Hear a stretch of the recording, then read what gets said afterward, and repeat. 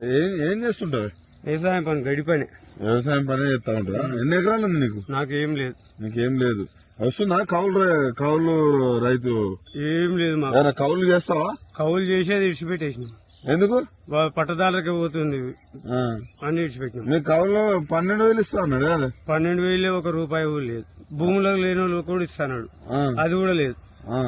ఎట్లా ఉంది రేవంత్ రెడ్డి వచ్చినాక? ఏం పల్పన మంచిగా అనిపిస్తలేదు. ఏం మంచిగా అనిపిస్తలేదు. ఎందుకు అట్లా? ఎందుకంటే చూస్తేనే తెలిసిపోతుంది. ఏడాది నడదాముంది. 5 ఏళ్ళ వరకు ఉన్నది పోతుంది, ఉంచుకుంది పోతుంది. ఎందుకట్లా? మంచి పద్ధతులు లేవు. ఇస్తానాలకు ఇండ్లు లేవు, మొత్తం రాసుకపోతురు గానీ ఈ ఎవరికో ఉన్నోనికి ఇస్తారు. అవి కూడా ఏంటే ఇప్పుడు ఆల్రెడీ ఇందిరా మిల్లు స్టార్ట్ చేస్తానంటారు. ఆల్రెడీ లేనే లేదు. మా బిడ్డ వికలాంగ్ అయినా చూపెట్టాలిగా. ఆమె కూడా ఏది లేదు. పెంచిన 6,000 చేసిరా? వికలాంగుల 4,000 వస్తుంది. అదే 6,000 చేయలేనా? మరి కేసీఆర్ చేసింది అంతేనా? మరి నిన్న మొన్న కూడా రేవంత్ రెడ్డి ఏమంటున్నంటే, నేను చెప్పిన మాట 100% చేస్తా, అన్ని చేసే బురుగుల మాటలు. అవి బురుగుల మాటలు. ఎవడు కూడా వేయడు, ఆడోళ్ళు కూడా వేయరు ఈసారి. ఎందుకు? వాళ్ళకి నచ్చలేదు. వికలాంగులు కూడా మొత్తం వేయరు.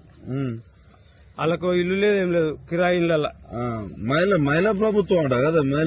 అంటారు. మహిళలు ఎందుకు వేయాలి? మహిళలు వేసే గ్రూప్ సంఘాలు వేసే మోసం చేసినాయి. ఎట్లా? కేసీఆర్ ఉన్నప్పుడు ఎట్లా? కేసీఆర్ ఉన్నప్పుడు మంచి పద్ధతులు ఉన్నాయి. గ్రూపులకి ఇచ్చిండు, అన్ని పనులు చేసిండు. ఇప్పుడు ఫ్రీ బస్సులు ఎట్లా నడుస్తున్నాయి? ఇక నడుస్తున్నాయి అంటే ఆడోళ్ళకనే వేసిండు, కానీ అది మగవాళ్ళకు కూడా సీట్లు దొరకకుండా మొత్తం వాళ్ళదే అవుతుంది రాజ్యం. తులం బంగారం వస్తుందా? తులం బంగారం లేదా అని ఇంట్లో ఏది లేదు. ఇది గ్యాస్ కు 40 రూపాయలు కూడా పడతలేదు. అదే 1,000 రూపాయలు గ్యాస్. 1,000 రూపాయలు 500కి ఇస్తారు. ఇక్కడ వస్తే నరికి చంపుతారు. ఎందుకు? 500 గ్యాస్ అంటే ఆయన శత్రువు కూడా మాట అనుకుంటా చేస్తాడట. ఇక్కడ వచ్చి ఊళ్ళకి వస్తే పల్పారం మొత్తం తెలిసిపోతుంది. ఎందుకట్లా? ఎందుకంటే 10 ఏడాది నడదాములే అంత మొత్తం ఆగమాగమే ఉంది. అన్నిటికీ వేయించిండు.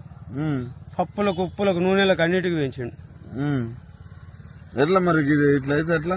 ఆటోల పరిస్థితి ఎట్లా ఉంది? ఇప్పుడు ఆటోలో మొత్తం వాళ్ళకు కూడా ఏ కిరాయిలు దొరకకుండా అయిపోయింది. బస్సులు వేసి అంతేనా? ఫ్రీ బస్సులు అనే వరకు ఆటోలు మొత్తం ఆటోలు అలానే ఎక్కుతారు. ఇప్పుడు ఏం పోయినా మొగోళ్ళే పోతారు. ఇప్పుడు మళ్ళీ ఎలక్షన్లు వస్తాయి. ఇప్పటికిప్పుడు ఎలక్షన్లు వస్తాయి. సర్పంచ్ ఎలక్షన్ కూడా వస్తున్నాయి.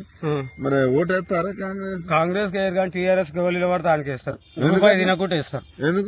ఎందుకంటే ప్రభుత్వం ఏం చేస్తుందో ఇప్పటిదాకా ఎట్లా చేసారో అట్లా చేస్తేనే నస్తారు. ఇంటింటికి వచ్చి తిరిగి చూసిపోయేది. ఇప్పుడు ఎవరు తిరగటోడు లేడు.